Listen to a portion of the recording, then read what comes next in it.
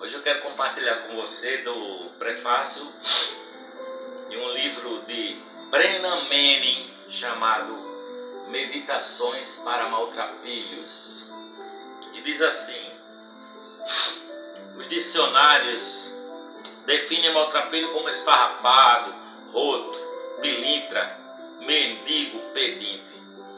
Mas a definição bíblica de maltrapilho vai muito mais além, como mostra qualquer exame rápido das Escrituras.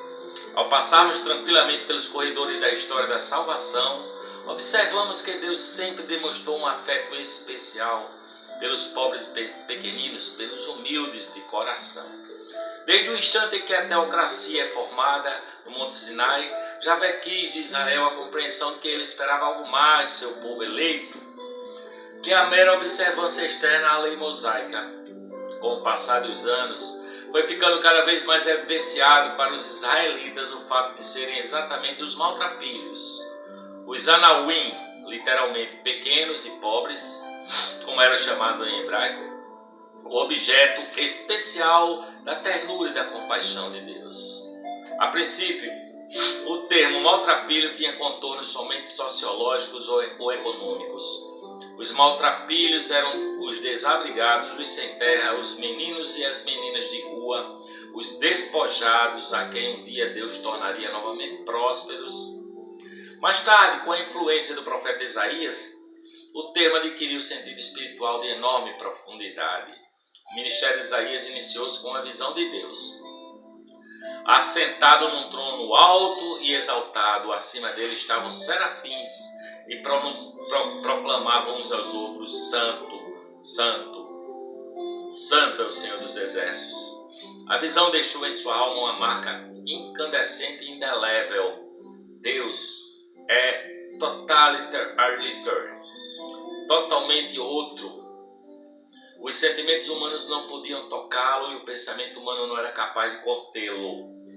Como Charles de Foucault aprendeu no momento de sua conversão, Deus é tão grande que há uma distância infinita entre Deus e tudo que não é Deus. A ideia do mistério é ainda desconcertante para boa parte das mentes modernas, mas constitui a pulsação dos profetas e dos santos de todas as eras. Eles sabem que Deus pode fazer qualquer coisa e agirá, desde que os homens e as mulheres sejam suficientemente humildes para reconhecer que necessitam dele. Os profetas posteriores, seguindo os passos de Isaías, chamavam a essas pessoas simples e humildes anauim, ou, transpondo para um conceito que possamos entender hoje, maltrapilhos. Foi assim que os vocábulos relacionados à pobreza deixaram de ter sentido exclusivamente econômico para também abarcarem nuances espirituais. No alicerce dessa mutação estava o princípio de Isaías. Deus executa seus atos divinos somente quando as pessoas reconhecem a insuficiência humana delas próprias. Ou no linguajar do AA, pessoal dos alcoólicos anônimos, sua impotência humana. Os verdadeiros amigos de Deus foram aqueles que se sentiram realmente pobres diante dele. Perceberam que o ato mais fundamental da religião era o fato de deverem a vida e o próprio ser a Deus. A dependência e a redenção amorosa consistiam para eles o próprio fôlego da vida. Os maltrapilhos eram os pobres de espíritos, pequenos aos próprios olhos, cientes de sua nudez e pobreza diante de Deus, por isso mesmo entregando-se sem reservas à sua misericórdia. Esse era o espírito que Deus procurava em seu povo. É a única atitude que condiz com a condição de criatura própria do ser humano. Ali um senso de impotência da pessoa, com uma confiança infalível no amor de Deus e uma rendição total à orientação de sua vontade. Os maltrapilhos eram na realidade o remanescente, o verdadeiro Israel, para quem as promessas messiânicas haviam sido feitas. Quando por fim o Filho do Homem abre as cortinas da eternidade e lá em Belém finca o pé na história humana, Os que dão o passo de encontrá-lo são os verdadeiramente pobres de espírito. José, Zacarias e Isabel, Simeão e Ana, os pastores e os magos.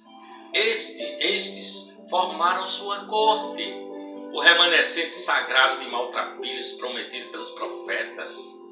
Muitos anos, porém, o olhar de Deus havia repousado com afeição especial sobre Maria, a jovem judia de Nazaré. Ninguém era mais verdadeiramente pobre em espírito, tão profundamente ciente de necessitar dele, tão inteiramente rendido à sua vontade. Foi por isso que ele a escolheu para ser a mãe do Messias, o menor e mais humilde na longa sucessão de maltrapilhos. Como era de se esperar, quando Jesus começa seu ministério profético, de imediato identifica o espírito de maltrapilho que havia nele. Ele diz: aprendam de mim, pois sou manso e humilde de coração. E o que dizer do primeiro grupo chamado para o reino? Bem-aventurados os pobres de espírito, porque deles é o reino dos céus. Essas meditações para maltrapilho consistem numa série de reflexões escritas num período de 20 e poucos anos. Anos de alegria e sofrimento, de fidelidade e infidelidade, de compromisso intenso e graves recaídas, de vida desordenada e esforço interno por ser fiel a Jesus. Compartilhe essas reflexões com um alvo específico em mente, não desejando transmitir pensamentos inspiradores, mas esperando despertar, ressuscitar e reavivar uma confiança radical e inamovível no Deus representado em forma corpórea no carpinteiro de Nazaré. Creio piamente que o esplendor de um coração humano que confia na verdade de ser amado de modo incondicional confere maior prazer a Deus e lhes traz mais deleite do que qualquer catedral mais magnífica jamais erigida, ou o órgão mais estrondoso jamais tocado. Confiar de forma inabalável hoje num maltrapilho é algo extraordinário, porque em geral exige um grau de coragem que chega às raias do heroísmo. Quando a sombra da luz de Cristo recai sobre as pessoas na forma de fracassos, pesares, rejeição, abandono, desemprego, solidão, depressão e perda de um querido, quando ficamos surdos a tudo mais, exceto ao bramido existente da nossa própria dor, quando o mundo ao redor repentinamente se apresenta como um lugar ameaçador e hostil, bem podemos bradar de angústia. Como um Deus de amor permite que isso aconteça? Como um Deus de amor permite que isso aconteça? E assim é lançada a semente da desconfiança, obrigando-nos a uma situação de escolha. Nos afastarmos de Deus ou nos voltaremos em direção a Ele, mesmo quando a escuridão o esconde de nossa visão? Escolher a luz de Deus na noite escura do desespero é um ato heróico de coragem. Continuo a deparar com essa escolha nos momentos mais sombrios, solitários e desalentadores da minha vida. Ao convidá-lo a unir-se comigo nessa viagem de maltrapilho, não peço mais de você do que peço de mim mesmo, que confie no amor de Deus, não importando o que nos aconteça. Brennan Manning. Confiança plena no amor de Deus. Deus é digno de confiança. Ele tomou a forma de um homem, Jesus Cristo, que veio e viveu de forma singular aqui na terra, nasceu de forma singular, viveu de forma singular, amou como ninguém nunca amou e ama, foi rejeitado e morto, ressurgiu dentre os mortos ao terceiro dia, derramou do seu Espírito sobre toda a carne, para aquele que realmente crê e que se reconhece maltrapilho. Eu sou um maltrapilho e eu preciso do amor de Deus por meio de Jesus Cristo. E aí derrama-se o Espírito Santo para todo aquele que crê todo e qualquer um no planeta, do mais pobre maltrapilho ao mais rico, poderoso maltrapilho. Porque no fim das contas, todos nós somos maltrapilhos e necessitamos do amor de Deus que nos dá vida e vida eterna por meio da fé que há em Jesus Cristo, nosso Senhor.